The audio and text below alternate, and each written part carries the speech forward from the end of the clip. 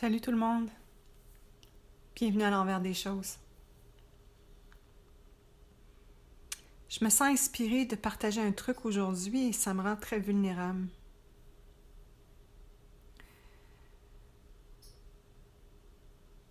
En fait, peut-être qu'à m'écouter, vous avez l'impression que le positivisme est ce qui peut aider dans des situations difficiles comme un diagnostic de cancer. Mais ça peut être n'importe quoi. Une perte, la fin d'une relation, la mort de quelqu'un, peu importe. Et ce que j'ai envie de dire, c'est que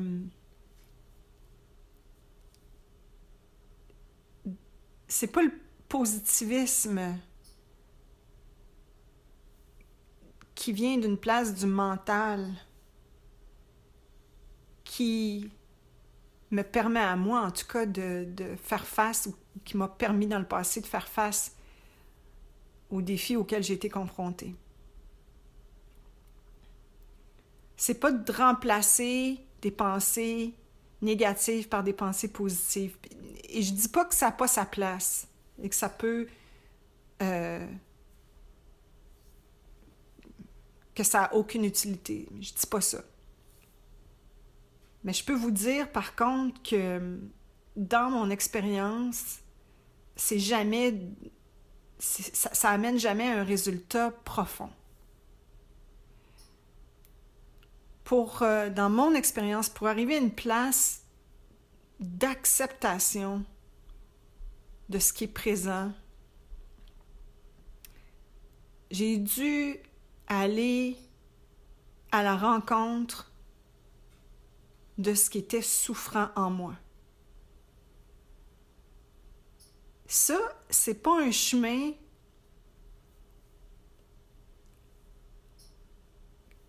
qui est généralement privilégié par la majorité d'entre nous humains. On n'est pas câblé pour aller à la rencontre de ce qui est souffrant en nous. En fait, c'est l'inverse. On ne veut pas y aller, on ne veut pas y toucher. Mais ce que j'observe à travers ma propre expérience, c'est que tout ce que je ne veux pas voir va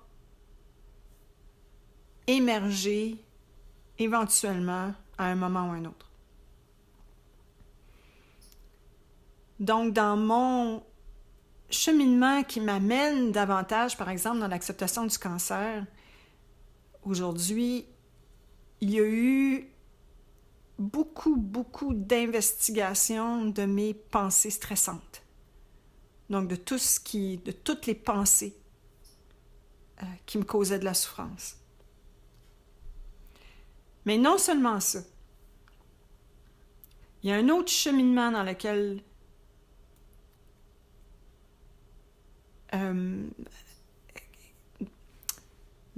je me suis beaucoup investie, et c'est d'aller à la rencontre des charges émotionnelles dans le corps. Donc, de me donner la permission de vivre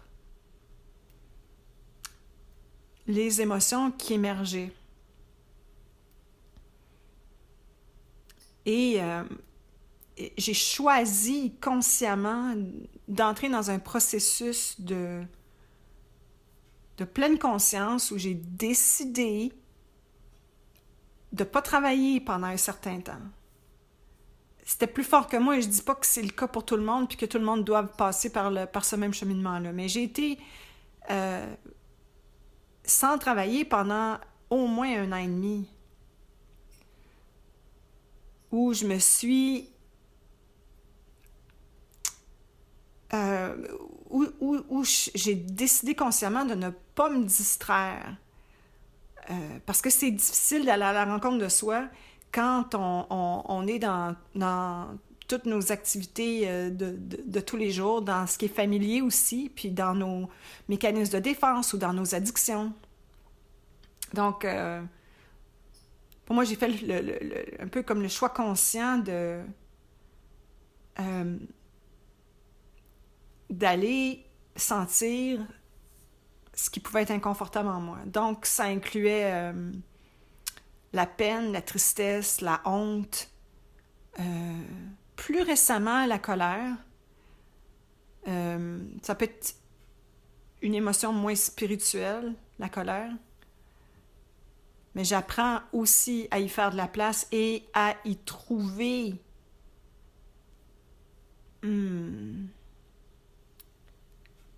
avoir l'importance de vivre cette émotion-là et de ne plus la rejeter comme non spirituelle.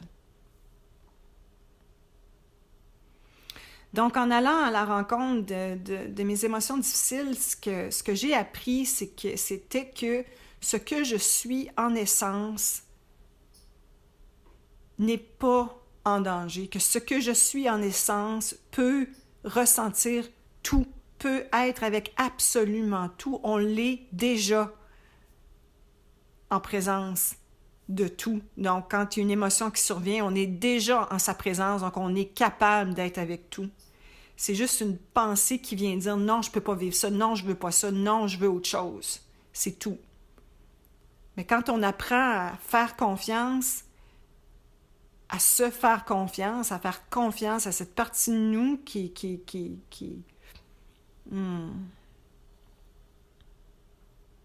à notre propre conscience, quand on apprend à faire confiance à ça, on peut être avec absolument n'importe quoi.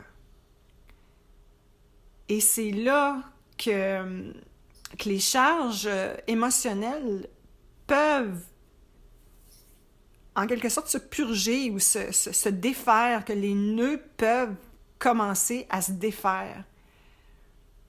Et donc, ce qu'on se rend compte avec le temps, c'est que des charges qui ont été vidées, les événements viennent plus redéclencher ce qui n'est plus là. Donc, les événements du passé, par exemple, où les charges émotionnelles n'ont pas été vidées, aussitôt qu'il y a des événements qui nous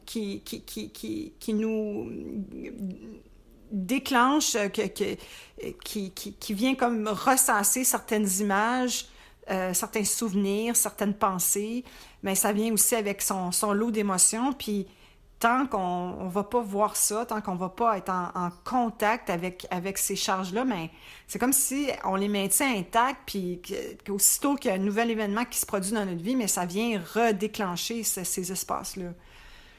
Mais ce que j'observe dans ma vie, puis c'est pour ça que c'est un peu surprenant, même pour moi, de constater qu'après avoir vidé tellement de ces émotions-là, que là, je peux faire face à un diagnostic de cancer, puis être OK avec ça. Donc, aussi, ce que j'avais envie de dire, c'est que il n'y a rien qui est un ennemi. Ni la dépression, ni l'anxiété, ni la honte, ni la jalousie, ni rien de ce qu'on vit est un ennemi. En fait, c'est un allié, puis c'est un portail, c'est une porte d'entrée vers des vérités beaucoup plus profondes à l'intérieur de nous. Donc, quand on réussit à se faire assez confiance, puis à traiter ces émotions-là comme des alliés, mais ça accélère en quelque sorte notre processus. Donc, j'avais envie de dire aussi que non, ça n'a pas toujours été la joie dans ma vie, que j'ai eu pendant longtemps des périodes de noirceur. Puis encore, il n'y a pas si longtemps, des périodes où il y a des pensées encore qui émergent, qui vont dire, par exemple, « je ne veux pas vivre ».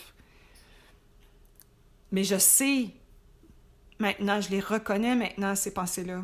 Et j'y accorde de moins en moins d'énergie. Donc, j'ai ressenti déjà beaucoup les émotions qui viennent avec ce genre de pensée-là. Et là, c'est que c'est pour ça que je réussis maintenant à à m'en détourner plus rapidement. Puis quand je dis m'en détourner, c'est consciemment, consciemment les remercier et ressentir la charge, mais pas m'y perdre. Il y a une différence entre les deux. Entre sentir consciemment l'émotion et s'y perdre. Alors, donc c'est ça. Je voulais juste dire aussi que il y a eu tout un cheminement jusqu'à aujourd'hui pour me permettre d'être en acceptation ici et maintenant du cancer. Puis encore une fois, ça ne veut pas dire que ça ne va pas encore bouger dans le futur puis que je ne vais pas me retrouver confrontée encore à d'autres émotions. Je reste ouverte à l'idée. Je reste ouverte parce que autrement, ça serait encore une place de déni que de vouloir m'attacher à une autre espèce d'identité par rapport à moi-même. Alors voilà, c'est ce que j'avais envie de partager aujourd'hui. Alors, je vous embrasse tout le monde. Puis, encore une fois, si vous avez envie de m'écrire un petit mot, ben, vous êtes toujours les bienvenus. À bientôt.